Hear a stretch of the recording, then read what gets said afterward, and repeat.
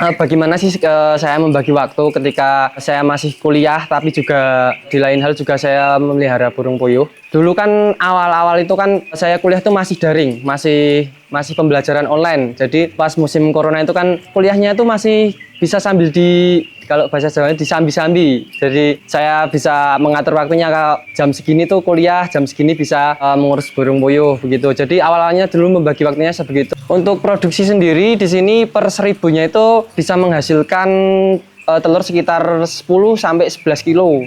Itu tergantung umur, ya tergantung umur dan kondisi puyuh sendiri. Karena puyuh sendiri kan juga ada masa puncak, juga ada masa saat produktivitasnya menurun. Itu ketika udah tua itu kan produksi telur juga udah mulai menurun, dan mungkin juga udah kepotong yang mati-mati itu kan itu jadi menurun. Kalau saat ini ada 8.000 itu seharinya bisa menghasilkan telur sekitar 80 sampai 85 kg per hari gitu.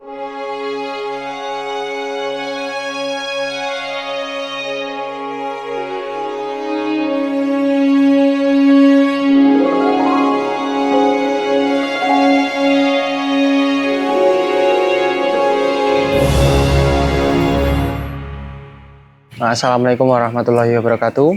Perkenalkan, nama saya Muhammad Diki Reza. Alamat saya di Dusun Malang, Desa Saronalan, Kecamatan Sawangan, Kabupaten Magelang. Untuk saat ini kesibukan saya yang utama terutama saya masih kuliah, dan saya juga diberi kesempatan, diberi amanah untuk mengelola peternakan puyuh ini. Jadi awalnya saya memelihara puyuh itu dulu kan kebetulan saya sudah memiliki kandang, terutama orang tua saya sudah memiliki kandang. Ini dulunya merupakan kandang sapi, akan tetapi sudah setahun, 2 tahun, 3 tahun berjalan, kandang tidak dapat terisi penuh dan pemeliharaan sapi tidak berjalan dengan maksimal. Kemudian untuk saat itu saya baru lulus SMA, kemudian saat itu juga ada wabah COVID-19, dan saat itu saya memiliki banyak waktu luang. Kemudian saya mencari ide bagaimana cara agar kandang yang menurut saya segini udah besar dan tetapi tidak dapat dikelola dengan baik. Saya cari-cari dan saya menemukan untuk dijadikan sebagai usaha peternakan puyuh. Kenapa saya kok memilih untuk beternak puyuh? Karena setelah saya cari tahu dan setelah saya timbang-timbang, ternyata untuk memelihara puyuh itu menurut saya mudah. Mudahnya dalam tidak memerlukan banyak waktu. Kemudian mungkin dulu saat perbandingan dengan saat memelihara sapi, itu kan di sawah kita perlu mencari rumput, dan mungkin juga saat itu terkendala hujan, terkendala cuaca ya terutama. Kemudian saat itu juga lahan yang kami miliki itu belum cukup lah untuk kebutuhan kandang yang gini besarnya untuk pakan sapi. Kemudian kalau dari perbandingan sapi dan puyuh itu kan, kalau puyuh kita tidak perlu repot-repot untuk mencari pakan karena setiap minggunya pakan sudah tersedia, kita tinggal ngasih makan saja, jadi cara waktu lebih efisien. Kemudian saat itu juga saya melihat harga pasaran telur puyuh itu cukup stabil. Jadi mungkin dulu saya sudah tahu, tapi kenapa saya tidak langsung memilih? Karena saya ada perlu pertimbangan bagaimana saya melihat pasarnya telur puyuh itu, apakah stabil atau mungkin bisa anjlok. Setelah saya lihat ternyata untuk harga sendiri cukup stabil dan mungkin naik turunnya itu tidak terlalu signifikan begitu. Kemudian modal juga ketika dulu saya melihara sapi dan dibandingkannya memelihara puyuh itu kan, untuk memenuhkan kandang sebesar ini kan budget untuk memelihara puyuh itu lebih sedikit juga begitu. Dan kalau dengan sapi juga dulu perbandingannya kan, kalau sapi itu kadang repotnya kita tuh pelihara 2 bulan, 3 bulan, 4 bulan itu kan kadang sapi itu ada yang mudah, ada yang dipelihara itu langsung gemuk, ada juga yang susah, nggak gemuk-gemuk, itu kan kita juga rugi di pakan. Nah kalau dari puyuh sendiri, selama kita perawatannya maksimal, meliharanya tuh dengan benar, itu kita setiap harinya tuh bisa tahu, setiap harinya tuh kita dapat telur berapa, kemudian nanti tinggal dipotong pakannya habis berapa gitu. Jadi untuk setiap harinya juga bisa buat harian begitulah. Bagaimana sih saya membagi waktu ketika saya masih kuliah, tapi juga di lain hal juga saya memelihara burung puyuh. Dulu kan awal-awal itu kan saya kuliah itu masih daring, masih pembelajaran online. Jadi pas musim corona itu kan kuliahnya itu masih bisa sambil kalau bahasa Jawanya disambi-sambi. Jadi saya bisa mengatur waktunya, kalau jam segini tuh kuliah, jam segini bisa mengurus burung puyuh begitu. Jadi awalnya dulu membagi waktunya sebegitu, tetapi dengan seiring waktu kan COVID sudah berlalu, kemudian mau tidak mau saya harus mencari orang. Saya harus mencari orang untuk mengurus peternakan ini. Tetapi saya tetap ada pemantauan. Kalau puyuh itu terkadang ada kendala, ada yang sakit atau ada di perubahan cuaca itu kadang puyuh juga terkadang rewel, itu kan juga perlu penanganan khusus. Nah, itu biasanya juga saya turun tangan di situ. Jadi sebenarnya background saya itu bukan dari peternakan ya, soalnya olahraga. Nah, akan tetapi saya tuh untuk dari hewan tuh dari kecil emang saya seneng ya sama hewan. Sejak kecil tuh mungkin saya udah pernah nyoba-nyoba di kambing juga. Walaupun cuma bantu-bantu orang tua ya, dulu namanya juga masih kecil. Domba, terus kemudian kelinci itu juga saya suka, terus sapi juga pernah. Terus dengan dengan keterbatasan yang saya miliki antara waktu dan tenaga, juga sumber daya alamnya juga saya pertimbangkan puyuh ini merupakan usaha yang cocok buat saya begitu. Langkah-langkah untuk memelihara puyuh sendiri kan, pertama kita pastinya perlu mempersiapkan kandang. Jadi kandang itu juga sangat penting untuk faktor kesuksesan memelihara puyuh. Untuk kandang yang baik sendiri, kalau dari saya itu di tempat yang tidak terlalu panas begitu. Jadi kandangnya itu atapnya itu tinggi dan tidak terlalu, antara atap dengan kandang puyuh itu tidak terlalu dekat. Kemudian juga ventilasi udara banyak, jadi sirkulasi udara itu dapat berjalan dengan lancar begitu.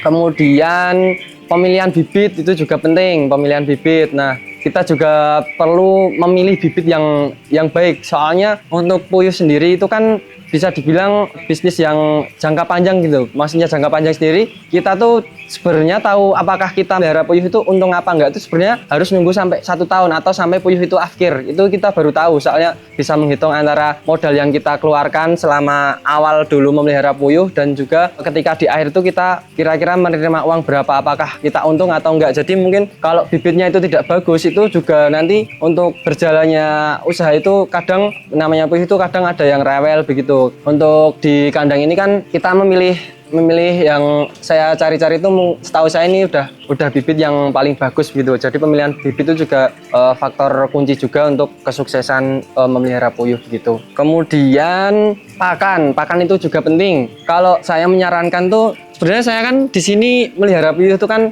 sebenarnya semi kemitraan. Jadi untuk pakan sendiri saya sudah ada yang menyuplai pakan ke sini. Jadi setiap minggunya itu pasti dikirim dan saya tidak repot-repot mencari pakan. Dan untuk dari saya sih, pakan tuh kalau bisa jangan diganti-ganti. Soalnya kalau diganti-ganti itu kadang puyuh juga tidak mau bertelur, butuh adaptasi untuk perubahan makanan itu. Dan faktor gizi dari makanan itu juga penting. Mungkin ada yang mau mengakalin untuk biar untungnya lebih banyak, terus makanya dicampur apa.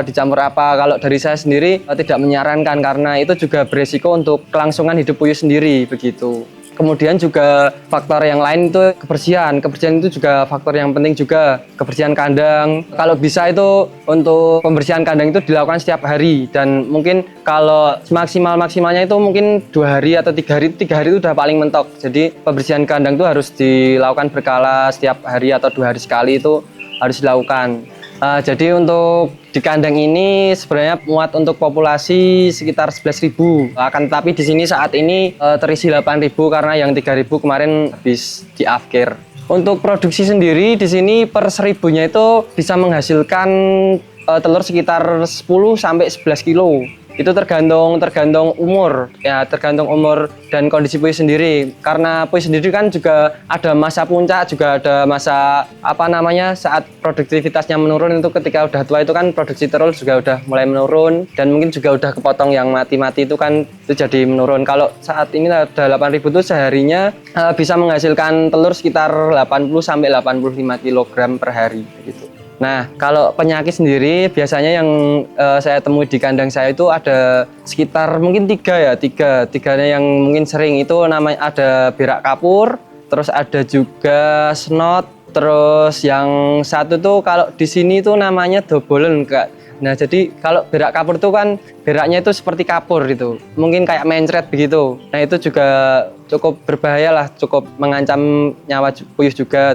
Yang kedua itu ada snot itu biasanya di mata. Di mata itu kalau di saat kandang terlalu panas dan kotoran jarang ditimpal, itu amonia itu akan naik dan sampai ke mata puyuh, dan biasanya matanya itu akan bengkak begitu. Yang tadi tuh yang dobolen itu ya, mohon maaf ini namanya agak tapi kalau di sini tuh namanya dobolen itu biasanya banyak tuh di musim dingin saat kayak saat ini. Biasanya tuh puyuh itu akan rakus karena cuaca dingin itu mendorong puyuh untuk makannya banyak, dan itu nanti telurnya itu akan besar di perutnya, itu telurnya akan besar, dan telur itu akan berhenti di di anus si puyuh itu, jadi nggak bisa keluar, dan itu biasanya akan menyebabkan puyuh itu bisa mati gitu. Nah, kalau puyuh sendiri itu bertelur setiap hari, jadi setiap hari satu hari itu satu butir gitu. Kalau tiap harinya tuh yang rutin mungkin ada 90 sampai 95% tuh biasanya di masa-masa puncak produksi. Mungkin cuma ada 1-2 mungkin puyuh yang nggak mau bertelur, itu ya wajar kan dengan puyuh yang segitu banyak kan. Nah, itu juga sering jadi pertanyaan, Mas, kalau melihara puyuh itu satu kandangnya jantannya berapa, ceweknya berapa? Nah, sebenarnya untuk puyuh sendiri tidak memerlukan pejantan. Puyuh itu bertelur karena ada kandungan gizi yang baik dari pakan, jadi mendorong puyuh untuk bertelur begitu.